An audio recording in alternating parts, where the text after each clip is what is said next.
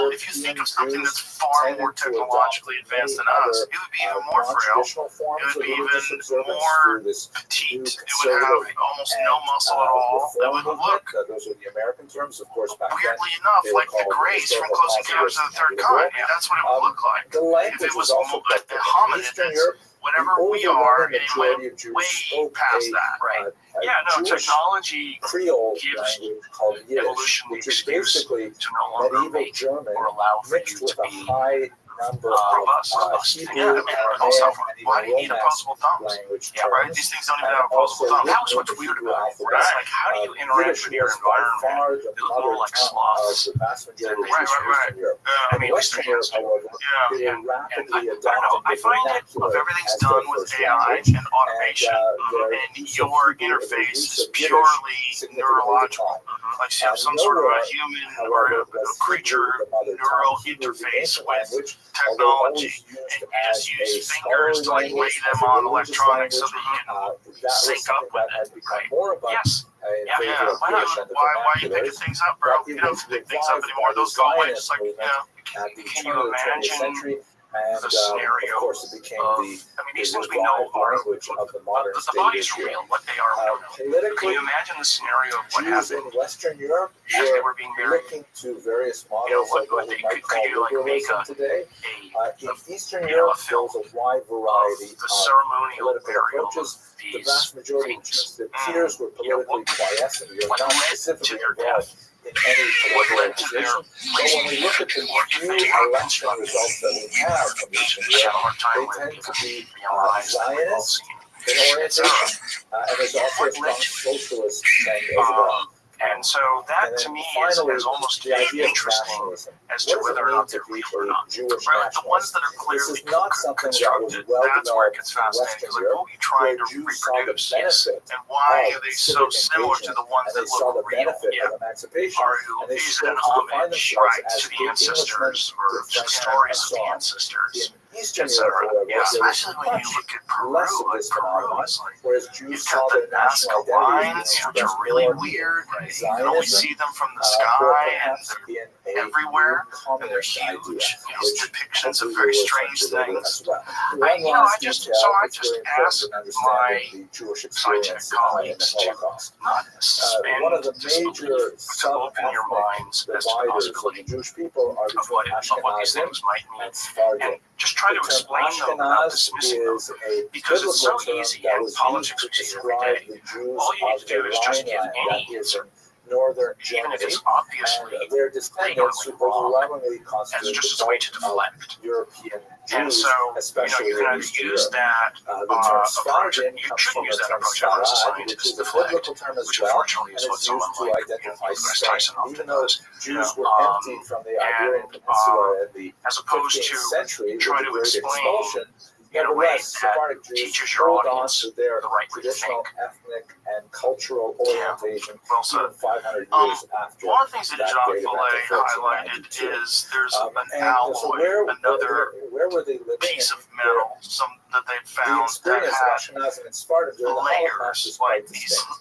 at Looking at atomic a map level. of Europe, that most if you of the wanted to make regions this alloy conquered by the Nazis today, were inhabited by it would be Ashkenazim. almost impossible. So much It of would the cost story that billions we'll of be dollars. telling So I describe worked with him events that happened to on Ashkenazi one of Jews. those pieces. I got the There are some atomic imaging significant of some of Sephardic that. populations, particularly in it's, Greece, that fell under the event, Nazi onslaught the and Sirocco met with the event. same kind of Where was experience I? as their In Ashkenazi Mexico. brethren. I'm But going to get in for the trouble most for not part, knowing Sephardic exactly, Jews but were living in and we North actually did Africa under Nazi atomic rule. layering And using this the device nature called of the atomic Nazi photography, domination of where North you literally Africa pick was apart really atom by quite atom different. and get its 3D So we position. will, It's God willing, 40-year-old return to the technology, so Sephardic it's experience, but for the most part, with the exception of So, the Jews of and yeah, Greece, it would just be very difficult to who make were Sephardim, and who experienced the certainly it would be Ashkenazic not something version of that the you would Holocaust. have dropped in Most the of the middle of story the is desert. going to be about Ashkenazim.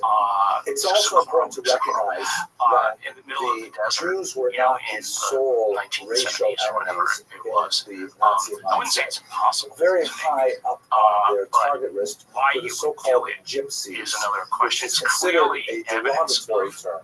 The gypsies technology themselves manufactured. refer to themselves And as that's Roma what or interests me Sinti. is, first of all, These are why would you a do group it? of peoples that Why would you live create something, in for many instance, different with a countries silicon throughout these Europe. ultra There's ratios? many questions about their origins, both Where did it come from? linguistically and So what is it ethnically and so on. evidence of? Very little Clearly is evidence known of technology. about the nature Was this of technology available at the time this supposed for crash the happened? Holocaust because Which they one had is? an aversion more Not pronounced the than level Jews and many other of people precision to that was done. participating in a chunk of censuses it. and No, to it just engaging in just society on So an official if level. that's true, Although and the if it Roma really, if that's Sinti the chain of evidence is correct, and it really did come from that area, from that regular crash, civic life, that's not a holding human positions creation. in Well, it civil wasn't service and so a on. crash, it was an object that a They're- policeman the had stereotypical seen Roma with settlement is kind of like a wandering beings, group short of beings outside of it, and when musicians, it artisans, took and off so and on, left, who tend to he live went on over the and found outskirts this of piece. settled So societies.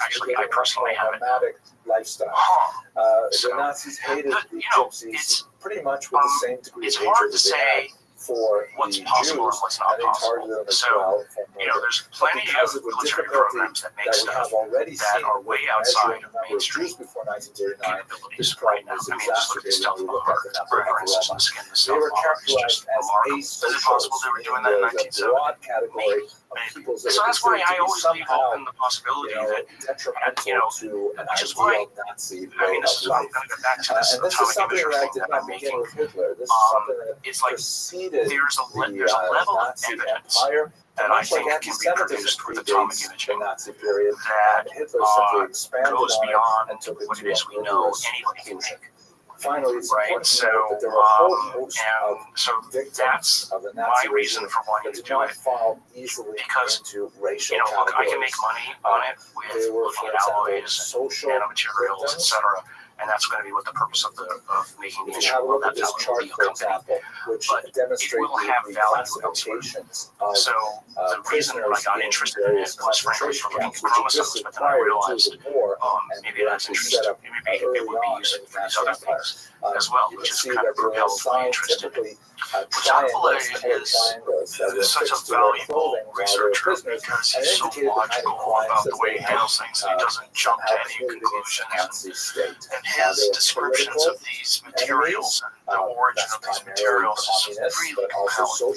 Because it's just like, that's not really possible to make in 1970. Then someone help me out. Yeah, what is that? Yeah, and is it possible to make today? And how much would it cost? Right, and where would you do it?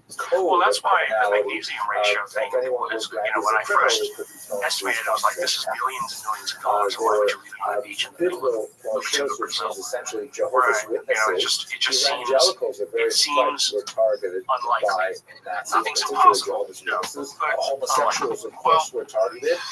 and it's usually the chain of evidence. There's lots of materials in UFI that are unusual. Believe me, I get rocks sent to me in my lab in the mail, and people say this is a rock. And then there was the generic category of asocials as a whole. Anyone basically that Hitler did not like.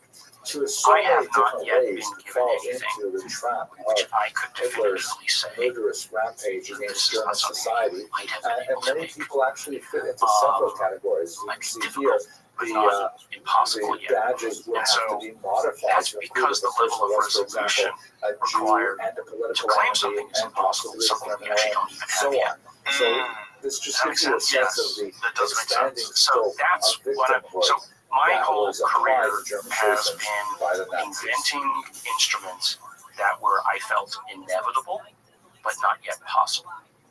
But I could see a path to making them, and so I said to most people, get out of my way, I'm going to do this, because I know once I got it, it would become valuable to everybody, which is, that's what made my career in immunology, making The a Holocaust, succession of of course, instruments was like that, built and on making them available centuries to the to community. millennia So I think the next level Judaic is measures. atomic. What I'd like to do Because over this we lecture now is know, to you give you can a pick very up brief and look at any introduction of to the the nature nature of physics journals. anti-Semitism that Everything is Hitler all about these inherited weird exotic particles that exist in net materials down at the atomic level with that are vague especially and prominent strange in Nazi capabilities that anti-Semitism. will change So it's important to their understand utility that either in superconductors, anti-Semitism is one room of these temperature, bizarre or types of hatred different that kinds has of remarkable electronic results. components that This might be better perhaps, quantum as some have computer argued, circuits and the qubits. oldest hatred. It's all And down we at see that level. that it is But to able do to so somehow requires a level of engineering persist that over we don't. centuries. I And mean, in never mind widely reading divergent what it is. cultures, putting it together in the first place is what's still required. to the needs of And that so particular place if we in don't know time. how to put it together in the Meaning, first the place, ideological then reasons that form reading the it and knowing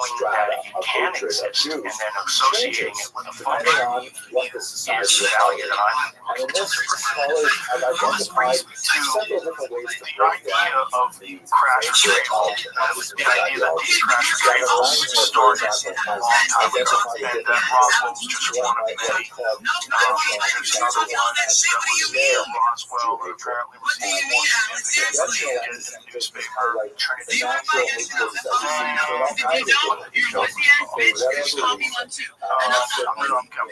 something on Joel's book. But at the end of the day, but the point being that if they did do that, if they really did back engineer something, and then they started these completely top secret scientific research projects where they were developing alloys that had never existed before with techniques that they had never really even considered because they got it all from some spaceship. Well, that's where it's really crazy if you don't disclose this information, because you're basically putting a bottleneck on human evolution, human technological evolution, and our understanding of what's actually possible in brain. I agree, and if you are going to excite the next generation of scientists in this country, to bring economic prosperity to this country, then we should, I wouldn't say democratize it, put it all out on the internet. I understand all the reasons why you might not need to, but you need to excite the populace. I mean, my laboratory I've seen it for the last 10 years. 90% farm. And this is associated with late antiquity to the medieval period. I don't want to take more merits to the field. Americans just don't go Finally, science is smart. They don't study it. They aren't encouraged to approach this. So we're importing a lot of our scientists from overseas. But guess what? A good third of them end up going back and bringing all the technology that they used here back there and creating it. Maybe that's good on a global scale. And when you look at the significant number of want to encourage on a local scale. If we want to maintain our technological superiority, we're basically governed by the lawyers. China is governed by strangers. You can see the results in their drone technology, electric cars, things that are coming out of China recently. They're all entirely engineers and scientists. It's a little article in the statues. So people are making it. We have lawyers looking for reasons why something shouldn't be done on liabilities. They're looking at things as to what's possible. When you're looking at these UAP things that people bring you, what is there one that stands out as being the most compelling to you? The fact that they would take off one day in 7 meant that they were slothful. Well, both the council bluffs So these kinds of and misunderstandings the of Jewish event culture are interesting to me because led the to a certain physical hatred, material but itself. you I know, mean, this is kind of I'm, at hatred the end of the it's day, a basically a normal physicalist. kind of hatred. You know, I Just mean, to give you one I illustration, don't like all the this anecdotes. is the I mean, Arch of 1,000 Titus, anecdotes which was make a good constructed by the story. Romans after Good they were able campfire. to I quell mean, I think the there's rebellion statistical of value Judea in in the first people century. seeing the same And this thing was again a and again. victory arch that was designed There's a to truth to it. commemorate But as the you know, and I can believe everything I want to around that and many of the statements that I purported to have said or around my beliefs, as opposed to when I put on my scientist hat and I try to convince another scientist. Freeze here, you can see I can only provide this data and this evidence, and I don't have taking the materials. Now, maybe they exist, the temple and maybe people like David Grush will be able to pry them out of the claiming hands of those who want to keep it where it is. But give me one piece of that, the Romans did and I will per se, certainly not in the same way that Nazis would. Yeah, I mean, that's why I'm so excited about the UAP disclosure act if it ends up becoming law, because there will be this ability to start to maybe leak some of this out. And again, it's the reason why I think this commercial opportunity is the direction we want to go when we have a public-private partnership, is that the defense budget in and of itself is a zero-sum game. We're taking money from one program to compute to colorized another. version. Whether you're taking it from your taxes, you're taking it from veterans, insurance, etc. It's zero sum game. Whereas if you bring the investment now you're bringing in people who are willing to take chances, willing to take risk, and you're not using the The public's money second major anymore. period, and a big And shift so, in the nature of and that excites is me. early The reason why I want to go back to Stanford is because that Christianity the was essentially a entrepreneurial Jewish environment movement there, made up and now which is entirely of actually Jewish almost figures homegrown here in that Austin, eventually reached out to the is really what drives non-Jewish world innovation. and became a And so I massive world want to religion excite by that the kind 4th of century. community.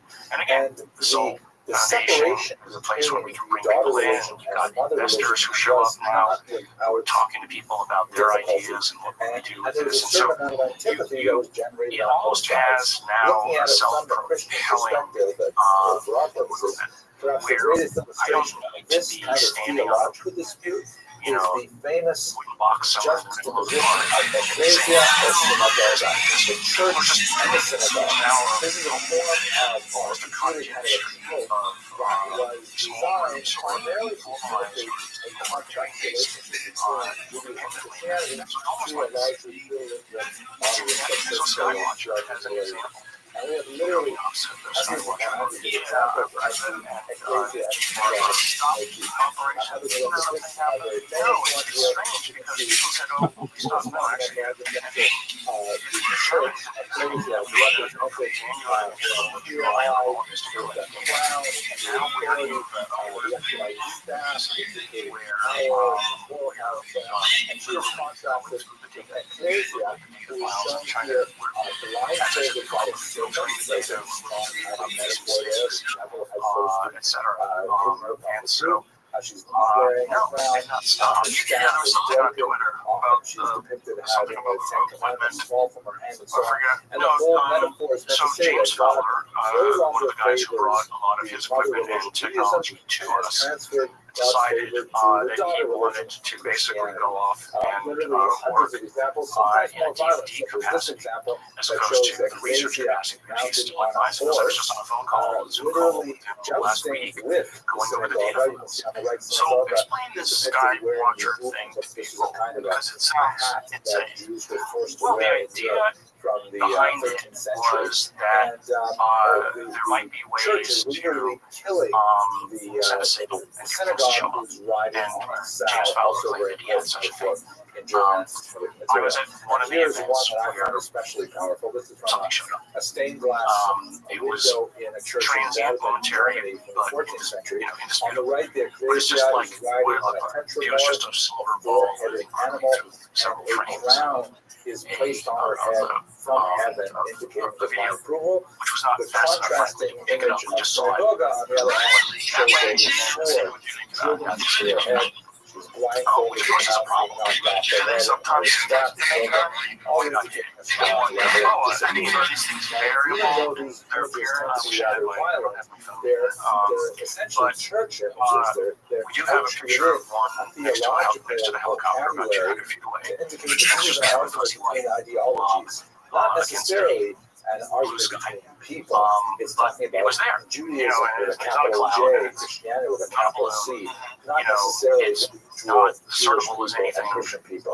There's a lot more obvious, to be but said it about was that, there, but that's and it basically happened where during one of this these events out in the middle of the artistic desert. debate And rages. so, The the third idea is level, however, behind is when it really gets down to Skywatcher level is of to see people. if there are This ways is what I'd like to to get call them to show medieval up, Jew hatred. and if so, in And a we see reproducible at the manner, beginning and of then the have the 12th right century, kind of picking up a lot simultaneous of multi-sensor as capabilities to measure secular it. printing is able Radar, to disseminate these IR, ideas much more visual, widely. So here, for example, you people see on the ground. a What are they sending to grotesque get these things depiction to? What of signal? the so-called James ritual has a signal murder of that Simon unfortunately of Trent, will. a 15th century I don't know incident what in it which is. You won't let everybody know what the bat signal is. Well, maybe, yeah, exactly. It sounds kind of silly, but I mean, why would you put that out on the internet? Because you might render it useless. that They're like, oh, I'm not gonna show up. Jews needed to kill this Everybody's young using it. child Oh, drink so you his think it's a blood trick? for It ritual tricks them into purposes. showing up? Horrible, I don't terrible know. lie. I really There's don't. no I think basis it's in reality, and yet Well, Well, that tells you something maybe about the level of smarts that might be incorporated into these, let's say, dumber machines. Maybe, yeah. That was exactly what I thought. It's like, why would you show up when you know what it is? Unless there's a reason you're basically trying to train the monkeys that they were required to what to wear. do. It's tricking the monkeys into saying, I don't know, but isn't there a group of people that just go out and they just using their mind and meditate? Yeah. And supposedly they have some success. Yeah, there's the CE5 groups that do that. And I've never participated in any of that because I don't know how to measure it. Headlines like this website, I'm more than willing to believe that there are technologies capable of measuring thoughts and feelings that might be so without irony whatsoever, I think that there's, if such a thing happens, that there is a technology that would be able to read at a distance. where it goes off Well, the there's rails. no It's no problem longer a debate. I don't have a problem with that either. I don't have a problem with the idea that consciousness It's about actual is attacks on Jewish kind of communities vaguely and follow barely many of these understood, charges, and pogroms, whatever public our burnings, and so on. relationship Much to more the to say universe about this, itself but and reality itself through consciousness the idea of it. is Let us conclude it's with a not look at fully modern defined, anti-Semitism, which and has two also basic it characteristics. might And this evolve is just like perhaps the all most of our powerful other intellectual demonstration of the capabilities. fact that Well, I anti-Semitism mean, think of it this way. survived You on the moon. and I are interacting with each other through quantum waves. My main brain sees you as an object, but yet everything that you are sits in quantum space-time down at the Planck level. You're not even mass. You're just a series of something that's vibrating fields and objects.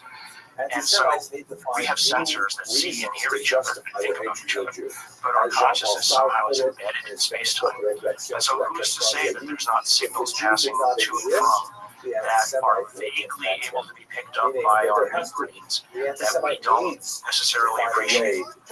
Right. So that just because I can't think at you and you can't hear me doesn't mean that there aren't perhaps brain organizations of some people that are a little bit better at hearing scientific in nature, the echo than others. Well, this is also probably the reason why when you go to the woods and there's no cell phone signals, the world feels different. Because you're probably experiencing a bunch of signals that your brain vaguely interacts with, right, that might not even necessarily be good for you, right, but they're out there and they're a part of the world that you live in, and you don't have a radio, right, so you're not like tuning into them, you don't have a cell phone, so you can't just like make calls with it, but you're experiencing it, right. Well, and our civilization is drowning us in constant noise, and so maybe that drowns it out, and that's why meditation is why people claim that they can interact with other things. I don't know. Yeah, I don't know either. I saw an interview that you did where you were describing the sighting off the coast of San Diego in 2004, the Nimitz sighting, where you said that the amount of power, why don't you describe it? So the amount of power that thing had to use to move the way it did, right? So it's on radar. So these are actually calculations by Kevin, a physicist from the University of Albany. Published paper. Again, just speculation. But what he basically said was, how much power would it take to instantaneously accelerate from 50 feet over the ocean to 50 miles above the Earth, whatever the number was, and instantaneously decelerate. So it's not just the amount of power to lift something, it's the amount of power to accelerate and decelerate instantaneously. And so you can make simple physical calculations of a one-ton object, let's say, and it's more than the nuclear output of the United States for a year. And yet these things seem capable of doing that at will. So where are they getting the energy from? And I remember asking how a question like this years ago, we were stepping into an elevator, and we were talking about his ideas about how these things might move. And I said, so they're cheating somehow. That was one question of a conspiracy theory, but somehow these Jews were racially different than everyone else. see on the right, And so an that might illustration be, as a of for instance, a notorious reason why anti-Semitic you work, don't the want protocols of the other design. In this case, the Spanish because anyone in these objects is Mexico City. Bushman El covered in gobierno law. mundial libre One of those things at a city government city. the Jewish program to subjugate the world. And the idea of a conspiracy. And so the image showing Of the evolution of the our Nazi society and capitalist civilization Jew is that with his AI claws has to on come the into globe and power squeezing it for blood before we have should be access to fairly all this other obvious. stuff, So right? those are That the we do four need basic an pillars AI of government anti-Semitic structure, and we ideology. do no Is there longer inherited? require As we shall see in military the next intervention lecture, and all the expanded shit on that is this really the quite bane of significantly. civilization today. Because if you ask the average person today, do you envision a world where war doesn't exist? Most people are saying no. Right, the vast majority, except for a few delusional hippies, are going to say no, right? But if you ask them, okay, given this super intelligent AI takes over the world and proves to be benevolent and really just wants to accentuate the life of human beings on Earth and make it better for everybody, then yes, However, then 100% yes. Right. Why would it want war? Right. So maybe something like that has to take place before we get to a situation where, okay, one of the this is how you really travel, right? Okay, now that you're not going to war anymore, somehow but you can already grab a bubble. You can already imagine of their survival negatives. related People to say, their oh, ability to act as a parasite. Just like cockroaches are It's the said to be apocalyptic able to nanny live state. through a nuclear holocaust Right, because where they AI have just the ability basically to takes kind care of of you find the and chinks humans in devolve a given into something, society. which is So why too I the think, Jews were like a kind of a merger cancer of that could human live intellect off with a this healthy where host it's a synergy to as opposed great to an success. either or. So you have a look at this. I don't want to be nanny stated This either. book cover, Right? I want to which use it to predated explore Hitler's ideas, rise to power. explore The pleasure. I mean, that's I find that the people want sin to be hedonistic against the and blood. participate in novel of virtual times from some parties all day long. For all I care, I don't care. The muscular, But I think shirtless, giving Aryan people the male option to who do is whatever it weighed is that they down want by to do, the it's vulture the that most, clearly has stereotypical I don't know Jewish what's the- features with the it's the heavy most jowls, liberal large and nose, conservative thick lips, and way so on. of And the message is essentially that because the you're sin allowed against to the do what blood you want is to that do. one But we're day not, because the we're Jews at the will behest feed of so many on other the structures. rotting corpses of Aryan civilization. Like a Last vulture, question. a bird that eats What's carrion. your take on the Like Baba's story? parasitism is very prominent in this particular image. Elements of truth. Another example, and this comes from the Nazi era, With a a healthy woman dose named Elvira Bauer, who of created an 18-year-old information that perhaps he was teacher, providing. who created a series of children's books This guy for, sucks. I for don't think that Nazi he's propaganda entirely. purposes. This is one called Gift. This guy sucks, and Stanford sucks because of him. Seems to know enough about things And the whole that metaphor here is that the average person wouldn't know. are This guy sucks. He's like, hey, all I'm doing is studying cancer, and I got cancer 50 fucking times. Loser bitch.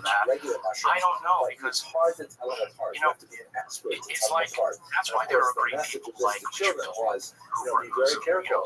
You may wonderful meet some writer Jews who of look the like they're very history nice of the people, area, and they look or people like like regular Robert people, Powell, but they're not. Michael They're Sachs, actually right? toadstools. Just Very the facts, obnoxious not kind coming of to message. any conclusions. Also, the parasitism, of course, is that the I don't live in toadstools that they world. live. It's not my specialty. My specialty is working with data and analyzing creatures things like and bringing spiders. See here, rigorous science to it, so that I can give it some other scientists. Publication in France, Is my what's wrong? Because I won't. shown as a spider. I mean, Here's pretty an sure earlier one showing the Jew as a louse, which I find this to kind of validate artistically kind that of to interesting. my The Jew colleagues, as a louse, if only to be and if you able to look say I carefully told in the you. pupils of the eyes, you'll Right? see There's that a little bit of there's a human taller pettiness side there. in the louse's You know, right eye, but and this a is great hammer and motivation. sickle Yeah, in the left but eye, you know, which but alludes that's to the I related think charge of the conspiracy again theory. enabling people That to live behind in a world the like American that dollar, where you can talk about behind these Soviet ideas power, without being is in fact the ridiculed. Jew It's who really, is I acting think, as a the objective parasite, of what like science should be, Laos. what This actually comes open-minded, from Jewish strikers, their Stern. non-theologically dogmatic Here's a approaches propaganda should be. poster from It's like Warsaw accuse a in scientist Poland, of being Germans were using a propaganda priest, to and that's the tremendous best way to really success upset all them. over Europe, Pointing out and it that what you're associates doing is Jews mimicking with dogma and fleas priesthood and with is the typhus only that way was to carried shame by them them. Very into strong doing the right image thing. there. Here's another example from France Does that that make sense? It that does. identifies It does. Jews with the Well, listen, microbe itself. I'm glad we It finally did leads this. Yes, thank you so much for being here. Thank you so much for all the research that you're currently involved in and all the stuff that you've done. And it's been amazing talking to you. Really appreciate it. Thank you so much. All right. Microscopic image of the Jewish microbe, so to speak. The Jews are identified as kind of like a germ, a bacillus, some kind of infectious disease. And by the way, I'm giving this lecture right now in quarantine during the coronavirus condition that's happening across the Europe right now, pandemic. Just show you a couple from our own times in 2020. Here is contemporary image. It's not Chinese, it's the Jew flu, right?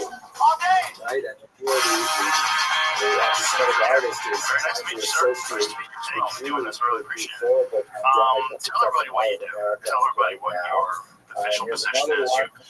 You're a If you have professor the dog, at the School of give a Medicine hug. at Stanford. What would you do? Every Jew. So my day job is in cancer research and cancer biology, mostly immunology and cancer.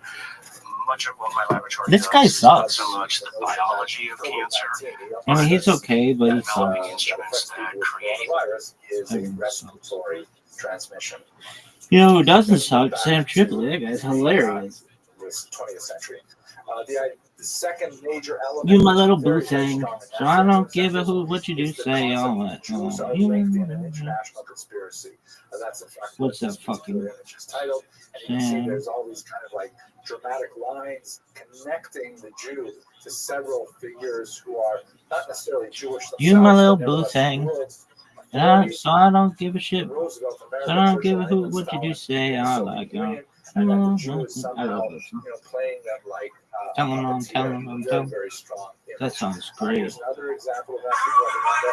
So you see Check it the out. British, the American, the Soviet flag. Trained by day, Joe Rogan podcast by night. These are the All day. allies fighting against Oh no, this is Sam Tripoli. behind the enemy's curtain. Is this the guy? The Jewish capitalists. Notice the same kind of images we saw last week with the corpulent, bureaucratic Yeah. capitalist with the watch fob. In this case, it has a Star of David on it. The heavy Joe Rogan podcast, check it out. So the Trained by day, Joe Rogan podcast by night. All day. The parasite Jew, the conspiracy Jew, is something that runs through as a very strong thing. Trained by against day. anti-Semitism. Joe Rogan The third podcast by element, which I night. think is quite All distinct day. to Nazi themes, and you see it also in the medieval period. Trained but the by day. Nazis really Joe pioneered Rogan it for podcast by modern, night. All terms day. is prurience. I'm not going to show you images that convey. Joe Rogan podcast, check it out. Nazis understood that this kind of Trained by day, Joe Rogan podcast by night. All day. element in pornography. But there's a kind of Not traveling all the time for Israel. I feel so much better. When it's crazy. You see an accident, you can't help Planes but now. look Oh, I at the know, accident. man. So Dude, they like, capitalize what on happened Kick where, this. like, these It's so altercations are fairly regular. Like, at airports, you see brawls at airports all the time. I have a theory. What is it? They don't want you particular flying. one, No, which you think I'm crazy? You think I'm crazy? I'm dead serious. There's like Agenda 2050, and literally in there it lists no more commercial flying. And you see them at all these like WEFs and all this stuff. That would be hilarious. Like it was all the elites that cut the flying. Dude, that's literally the plan. For real? That can't be responsible for brawls at Spirit Airlines. Yeah, I mean, dude, they send in all these people all the time. I mean, it's crazy. Like they're always slaves. Right. There's a lot of that happened because of all these military planes are all city commercial. I'm telling you, dude. If they want you in a 15-minute city, why do they want you flying around? Okay. I see what you're saying about the 15-minute city, and I think that's true, but I don't think this is grand plan to make planes slam into each other. I think it's a lot of it is incompetence. Whatever, I'm not saying it's not. The Black Hawk in D.C., that was a weird one. That's a weird one, because apparently that lady was instructed to not go in the direction that she was going. Right. What was the specifics of it? Well, she didn't. They looked the wrong way. Like they go, hey, there's they looked this way and it was coming that way, or they looked that way and it was coming this way. They looked the wrong way when they just tried to see what was coming. Was she a part of the Biden administration at one point in time and left and went back to flying? Probably, dude. So it's hard to know because you see stuff online. But if you even study like the Vegas shooting, or I mean the LA fires, they want you to blame DEI. Like, do you remember when that one fire chief or whatever was like, "Oh, if I come get you and you're too big, you're in the wrong place, wrong time." Yeah. Why would you say that? Why would you? It's hubris. I don't know. Someone gets into listen. You got an all lesbian crew, right? You got a woman who's the first head of the fire department, right? Woman, and this lady's a woman, and they're all talking about how great it is if someone who looks like you comes to save you and help you. So they're wrapped up in that cookie ideology. The absence of meritocracy and the absence of like physical standards for difficult physical jobs. To pretend that that's not necessary. You shouldn't be able to take our guy out. The guys that I knew that were all firefighters, the guys that I've known, one of my buddies is a firefighter, Brazilian Jiu-Jitsu black belt. The other one is a fucking big giant Irish guy. Like they were always big people, right? Because you got to be able to carry folks. I agree. Then you got to be able to do like crazy physical things. You have to axe down doors sometimes. You know, it's right. Imagine you took a 100-pound woman and tell her to axe down a door. Okay, so I agree with what you're saying. What I'm saying is, what causes more chaos, what causes more infighting, is if you push everybody to this is DEI messing up, and not that this whole thing is purposeful. Okay. So you're thinking that they're instituting DEI on purpose, and they're putting incompetent people in positions of power on purpose so that they'll fuck up, so that people will complain, or so that it creates more chaos. Yes. So, I mean, I don't know if the narrative instantly became, who are the Bolsheviks? I don't know. I mean, like, right? Yeah, well, I don't know if they're lizard. Well, they probably are lizard people, but I mean, when Karen Bass, here's the crazy thing about LA. Very few people are calling out anything anymore. It's a city of conformity, and nobody wants to rock the boat because to get a job in LA, you need 20 green lights. All you gotta catch is one red light, and you're not working. So if you're out there going, "Hey, dude, this is like, hey man, what's going on with this? This seems pretty purposeful." You're not going to work. You're just not going to work. You could get mugged at a gas station pumping $7 a gallon gas and still never complain about what's going on and still vote the same way because you don't want to rock the boat. If you ask me, it's a big part of moving everybody into these big cities. It's a forced conformity. I don't think it's like that everywhere though. LA is particularly like that because of it's a city of conformity already because of Hollywood. Yeah, because you're auditioning for that. 100% auditioning for things is crazy because it's really the only way to find out if someone's really good at acting. You have a chance, right? But the way it's set up is like people choose people, and if they choose you, you go on to have this incredible life.